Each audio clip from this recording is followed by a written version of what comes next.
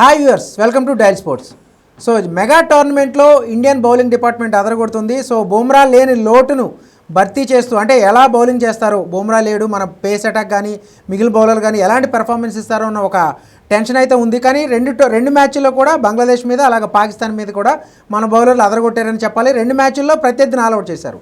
So మన bowling ఇలాగే కొనసాగితే ఖచ్చితంగా టీమిండియా ఛాంపియన్స్ ట్రోఫీని గెలిచే అవకాశాలు అయితే ఉన్నాయని చెప్పి చాలామంది ఎక్స్పెక్ట్ చేస్తున్నారు. మరి బౌలింగ్ డిపార్ట్మెంట్ గురించి, ఇంకా టీమిండియా అవకాశాలు ఎలా ఉన్నాయి ఈ మెగా టోర్నమెంట్లో, దానికి సంబంధించి మనతో మాట్లాడడానికి ప్రస్తుతం స్టూడియోలో ఉన్నారు ప్రముఖ cricket commentator, sports analyst Sudhir Mahavadi. ఆయనతో మనం మాట్లాడదాం.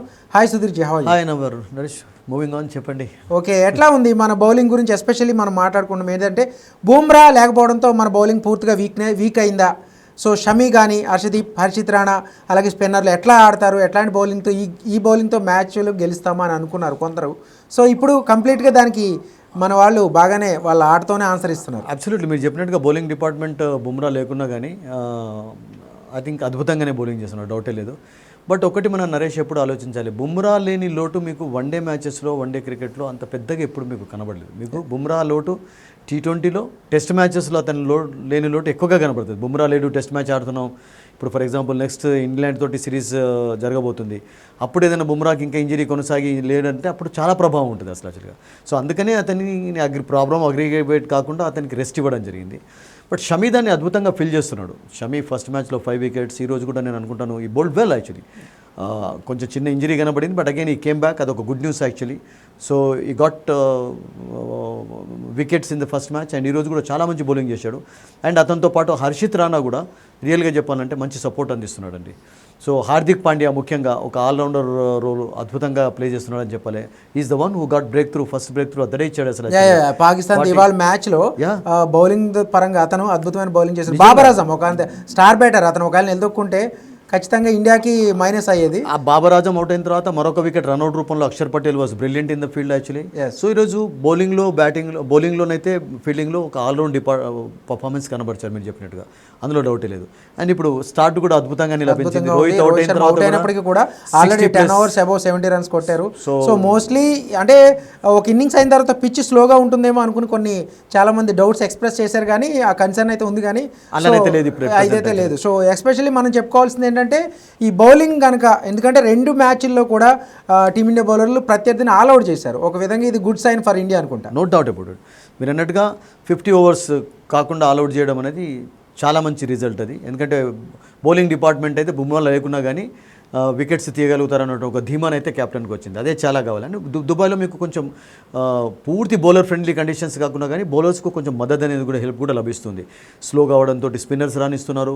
అండ్ అప్పుడప్పుడు మీకు ఈరోజు బాల్ కూడా కొంచెం మూవ్ అయింది చూసాం స్టార్టింగ్లో. షమీ కొంచెం ఈ స్ట్రగల్డ్ యాక్చువల్లీ, ఎక్స్ట్రా మూవ్మెంట్ తోటి అతడు వైడ్స్ కూడా ఎక్కువగా ఇవ్వడం చూసాం. సో షమీ అండ్ హర్షిత్ రాణా, హార్దిక్ పాండ్యా, ఈ 3 pacers, and Kuldeep Yadav, Axar Patel and Jadeja, ఈ 3 స్పిన్నర్స్ ముగ్గురు కూడా ఈరోజు అద్భుతంగా బౌలింగ్ చేయడంతో పాకిస్తాన్ ఒక పెద్ద చూడండి నరేష్. ఐ థింక్ ఒక సిచ్యువేషన్లో 151 for 2, అప్పుడు 7-6 runs గ్యాప్ లో ఇద్దరు బ్రేక్ చేశారు. 100+ పార్ట్నర్షిప్ తర్వాత రెగ్యులర్ స్ట్రైక్స్ తో మన వాళ్ళు రెగ్యులర్ ఇంటర్వెల్స్ లో వికెట్స్ తీయడంతో పాకిస్తాన్ పెద్ద స్కోర్ చేయలేకపోయింది. 240 అనేది ఒక 270, 280గా మారున్నట్లయితే it could be different story. ఎందుకంటే అది చాలా పెద్దగా అయిపోతుంది అసలు. సో అందుకని ఇప్పుడు వికెట్ పడిపోయిన తర్వాత ఇండియన్స్ ఏం చేస్తున్నారంటే బాగా స్లోగా ఆడకుండా కొంచెం, ఎందుకంటే ఎలా ఉంటుందంటే నెక్స్ట్ మ్యాచ్ ఆడేది లాస్ట్ మ్యాచ్ న్యూజిలాండ్ ఆడతారు. సో ఈరోజు విక్టరీ సాధించిన తర్వాత నెక్స్ట్ మ్యాచ్లో ఫర్ ఎగ్జాంపుల్ ఏదైనా సిచ్యువేషన్ ఓడిపోయేది ఎదురైనట్లయితే, అండ్ అప్పుడు బంగ్లాదేశ్ ఏదైనా సర్ప్రైజ్ చేసి 2 teams ఓడించినట్లయితే, New Zealand, India and Bangladesh 2 wins తోటి ఉంటే కనుక నెట్ రన్ రేట్ ఇంపార్టెంట్ అవుతుంది. సో అందుకనే ఇప్పుడు తక్కువ టోటల్ చేంజ్ చేస్తున్నారు కనుక పూర్తిగా బాక్ డౌన్ కాకుండా ఒక న్యాచురల్ స్టైల్లో రన్స్ అయితే రాబడుతున్నారు. అండ్ కండిషన్స్ కొంచెం మీరు అన్నట్టుగా ఫస్ట్ బ్యాటింగ్కి ఇప్పటికి కొంచెం తేడా కనబడుతుంది. Ball is coming on to the bat actually, అంత స్లోనెస్ కనబడలేదు. సో బాల్ కొత్తగా ఉన్నప్పుడు ఆ పవర్ ప్లేలో 10 overs ఐ థింక్ ఆ ఫీల్డ్ రెస్ట్రిక్షన్స్ చక్కగా ఉపయోగించుకున్నారు. And hope that will be continued అని మనం ఆశిద్దాం. అయితే పాక్తో మ్యాచ్లో హర్షిత్ రాణా, హర్షదీప్ సింగ్ తీసుకుంటారని చాలా మంది అనుకున్నారు. హర్షిత్ రాణాని కంటిన్యూ చేయడానికి ఏదైనా స్పెసిఫిక్ రీజన్ ఉందా? రీజన్ ఏంటంటే మొమెంటం రిధమ్. అంటే ఒక బౌలర్ ఎప్పుడైతే మొమెంటంలో ఉన్నాడో, మంచి రిధంతో బౌలింగ్ చేస్తున్నాడో, దట్టు రన్స్ ఎక్కువ ఇచ్చే కానీ వికెట్స్ తీస్తున్నాడో, ఇంగ్లాండ్ తోటి కూడా మనం చూసాం. ఆ కన్కషన్ రూల్ అనేది అతని ఫేవర్లో బ్లెస్సింగ్ ఇన్ డిస్గైజ్ లాగా అయిపోయింది అతనికి. సో చాలా అద్భుతంగా బౌలింగ్ చేశాడు. సో ప్రతి మ్యాచ్లో వికెట్లు తీస్తున్నాడు. సో ఒక బౌలర్ నుండి వికెట్స్ ఎప్పుడైతే మీకు లభిస్తాయో అతని మొమెంటం దెబ్బగా అంటే అతనికి దానికి బ్రేక్ కావద్దు అంటే అతన్ని కంటిన్యూ చేయడమే బెటర్. సో ఆ విక్టరీ మొమెంటంను కొనసాగిస్తున్నారు. అండ్ ఈ గాట్ వికెట్ ఆల్సో ఈ రోజు కూడా చాలా మంచి బాల్, అంటే second spell it was good. ఎక్కువ రన్స్ కూడా ఇవ్వలేదు మీకు. కుల్దీప్ యాదవ్ కూడా 3 క్రూషియల్ వికెట్స్, ఒకే ఓవర్లో 2 వికెట్స్. అక్కడ కూడా మ్యాచ్ కొంచెం పూర్తిగా మన వైపు తిరిగింది. మరొకటి కుల్దీప్ యాదవ్ ఫస్ట్ బంగ్లాదేశ్తో మ్యాచ్లో ఫెయిల్ అయ్యాడు, ఈజ్ వికెట్లెస్. కుల్దీప్ స్పెల్స్లో అద్భుతంగా బౌలింగ్ చేస్తాడండి. ఒక స్పెల్లో మీకు రన్స్ ఇచ్చినట్లయితే మరొక స్పెల్లో కట్టడి చేస్తుంటాడు. అదే జరిగింది కూడా. అండ్ అది కాకుండా ఇండియాకు మీకు ఒక ఎక్స్ట్రా ఆల్రౌండర్ ఉండడంతో ఇప్పుడు 5 బౌలర్స్ కాకుండా ఒక 6th బౌలర్ కూడా ఉన్నాడు మీకు. సో దాంతో ఆ డిస్ట్రిబ్యూషన్ అనేది అద్భుతంగా చేశాడు. ఇప్పుడు టోటల్గా మీరు చూడండి, జడేజా కానివ్వండి, కుల్దీప్ యాదవ్ పూర్తి ఓవర్లు వేయలేదు. ఎవరు కూడా మీరు చూడండి అందరికి 10 overs ఇవ్వలేదు, ఒక అక్షర్ పటేల్కి మాత్రమే ఇచ్చాడు. ఎందుకంటే ఈ got wickets in the last match actually.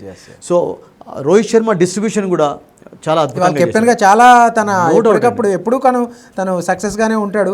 చాలా ఎందుకంటే ఒక ప్రెజర్ మ్యాచ్ కాబట్టి అతని నిర్ణయాలు కూడా చాలా. మనం బౌలర్స్ విషయం మాట్లాడతాం కానీ బట్ బౌలర్స్ ను ఏ సమయంలో తీసుకురావాలి, ఏ బ్రేక్ త్రూ ఎప్పుడు రావాలి. హార్దిక్ పాండ్యా ఫస్ట్ షమి వెళ్ళిపోయిన తర్వాత హార్దిక్ పాండ్యా రావడం, వికెట్ తీసుకోవడం, హార్దిక్ పాండ్యాకు మళ్ళీ రెస్ట్ ఇచ్చాడు. మళ్ళీ ఎప్పుడైతే రిజ్వాన్ అవుట్ అయిన తర్వాత మళ్ళీ ఇమీడియట్గా ఈ బ్రాట్ హార్దిక్ పాండ్యా బ్యాక్ మరొక వికెట్ లభించింది. వన్డేలో అదే crucial, rotation the bowlers, rotating the bowlers ఒకటి.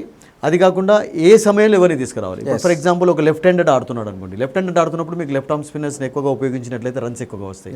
సో అప్పుడు కొంచెం కుల్దీప్ను ఆపాడు, మీడియం పేసెస్ తోటి బౌలింగ్ చేయించాడు. మళ్ళీ ఒకసారి మనం చూసాం షకీల్ అవుట్ అయిపోయిన తర్వాత మళ్ళీ ఏం చేశాడంటే మళ్ళీ ఒక రైట్ ఆర్మ్ బౌలర్స్ని తీసుకురావడం చూసాం.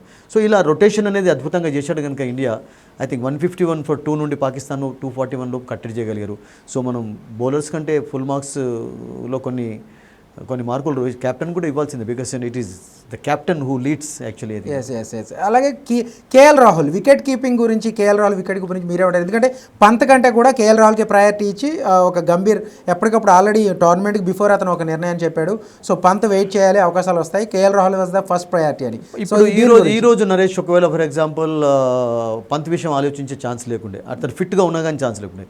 అన్ఫార్చునేట్లీ వైరల్ ఫీవర్ తోటి కూడా బాధపడుతున్నాడు, పంత్ అంత ఫిట్గా కూడా లేడు. సో చాలా ఇంప్రూవ్మెంట్ కనబడుతుందండి. రాహుల్ మనం చూసాం ఇంగ్లాండ్తో జరిగినటువంటి మ్యాచ్లో కపుల్ ఆఫ్ క్యాచెస్ అద్భుతంగా తీసుకున్నాడు, లెగ్ సైడ్ క్యాచెస్. తర్వాత గ్యాదరింగ్ చక్కగా ఉంది. అండ్ బ్యాటింగ్లో ఛాన్స్ వచ్చినప్పుడల్లా కొన్ని రన్స్ అయితే స్కోర్ చేస్తున్నాడు. Is not in a bad form actually thing. అంటే మిడిల్ ఆర్డర్లో రాహుల్ లాంటి ఒక ప్లేయర్ ఉండడం కూడా ఇండియాకు ఒక ప్లస్ పాయింట్ అవుతుంది. ఎందుకంటే ఫర్ ఎగ్జాంపుల్ ప్రతి మ్యాచ్లో ఒక మంచి స్టార్ట్ రావాలి, మంచి పార్ట్నర్షిప్స్ నమోదు కావాలంటే సాధ్యం కాదు కూడా.